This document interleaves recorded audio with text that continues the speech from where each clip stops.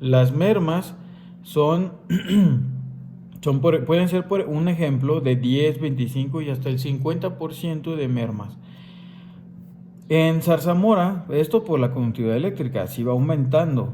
En el cultivo de la zarzamora podemos encontrar, por ejemplo, la conductividad eléctrica, si es mayor, si es de 1.5 o mayor, podemos tener una merma del 10%. Si tenemos una conductividad eléctrica mayor a 2 decisiemens sobre metro, podemos tener hasta el 25% o más de mermas. Y mayor a 2.5 de conductividad eléctrica, podemos tener hasta más del 50% de mermas en la producción. Esto en el cultivo de la zarzamora no especifica una variedad en particular, pero por ahí andan casi todas. Algunas variedades sí son más resistentes a conductividades eléctricas más elevadas y manteniendo su producción apropiadamente. En el cultivo del arándano, la conductividad eléctrica sí varía a comparación de la zarzamora. Es un poquito más quisquilloso porque si se fijan, aquí tenemos uno de sisimen y ya nos está formando casi un 10% de merma. Obviamente todos los cultivos van a generar mermas, pero si evitamos que sea por la conductividad eléctrica, pues van a ser menor cantidad de mermas. El 25% se generaría si tuviéramos un 1.5 o mayor, y 2 de sisimen nos podría generar hasta más del 50% de mermas. En la frambuesa es igual que en la zarzamora, en este ejemplo, pero como les digo, puede variar. Obviamente, si nosotros tenemos menos de 1.5 en zarzamora, o menos de 1 en arándano, o menos de 1.5 en frambuesa, vamos a estar teniendo una reacción más positiva. Vamos a tener una buena producción radicular porque obviamente va a tener menor cantidad de sales, pero no quiere decir que debemos de tener, por ejemplo, cero de conductividad eléctrica. No, si no, no hubiera intercambio osmótico, porque sucedería lo mismo que aquí que con las células. Sí, dentro de la planta, la raíz tiene esa capacidad de hacer un intercambio osmótico. En esto se refiere mucho para cuando vayan a tener la clase de hidroponía. Tiene muchísimo que ver con actividad eléctrica con la presión osmótica, precisamente porque es la cantidad de sales que existen. Es un ejemplo muy burdo. Imagínense que los acaban de dejar solos en una isla desierta en medio del mar y ustedes están pelando de hambre, de sed principalmente. Tienen muchas ganas de tomar agua y ya llevan 5 días sin tomar agua, entonces van y toman agua de mar. El agua de mar tiene un exceso de sales, una saturación de sales demasiado alta. ¿Y qué pasará con sus células si ustedes toman esa agua? Pues las sales que se están metiendo por el agua van a extraer la poca cantidad de agua que hay dentro de sus células. Entonces los deshidrataría en cuestión de horas. Así más o menos sucede en las plantas. Cuando uno incrementa la cantidad de sales en un suelo, cuando fertilizamos de más, cuando en el fertirriego metemos fertilizante de más, ¿qué es lo que vamos a hacer con la planta? Por eso se secan cuando nosotros le ponemos de más. Por eso la urea, inclusive cuando nosotros metemos mucha urea, quemamos el pasto o quemamos algunas plantas porque aumentamos la cantidad de sales o su conductividad eléctrica demasiado rápido.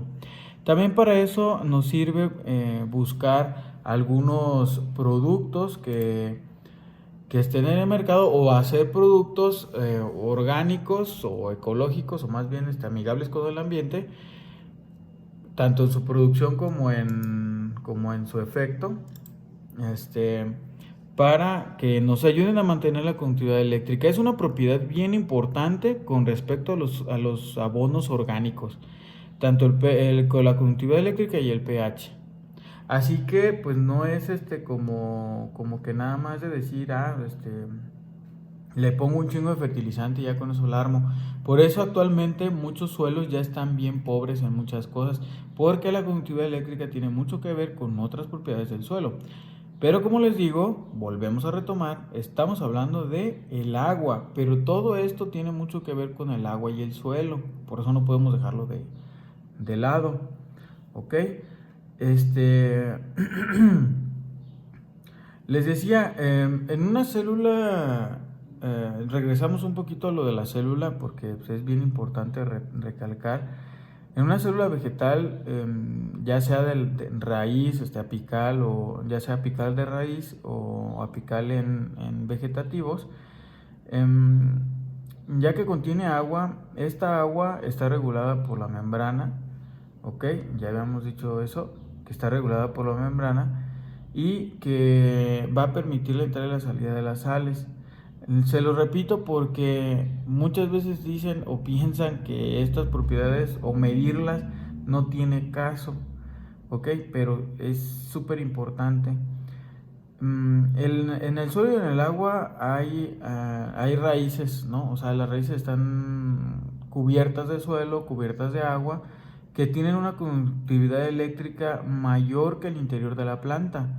Como regla general sería eso. Si el cultivo quiere absorber agua, necesita superar la presión osmótica. ¿Ok? Doy otro ejemplo. Bueno, vamos a empezar de otra manera. Si en el exterior de la célula hay agua con más concentración salina que en el interior de la célula, ¿ok? Se intenta equilibrar esa diferencia pasando agua del menor concentración a mayor concentración. Si en el suelo, bueno, por ejemplo, en el suelo, el agua, si en el suelo el agua que hay alrededor de las raíces tiene una conductividad eléctrica mayor que en el interior de la planta, el cultivo quiere absorber agua, necesita superar esa presión osmótica. Por eso se dice que en el cultivo más o menos que un cultivo es más o menos resistente a la salinidad, que no es otra cosa que su capacidad de succionar agua, que esto es la capacidad de vencer la presión osmótica, ¿ok? Entonces, es algo que la planta requiere forzosamente para poder absorber agua. Y en el agua van a ir esos iones, ¿sí? Esos elementos que la van a nutrir. Bien, en definitiva, pues podemos decir que cuanto más salina sea el agua, mayor conductividad eléctrica será y mayor esfuerzo tiene que hacer la planta para absorber dicho líquido, el agua o la solución nutritiva que nosotros estemos poniendo.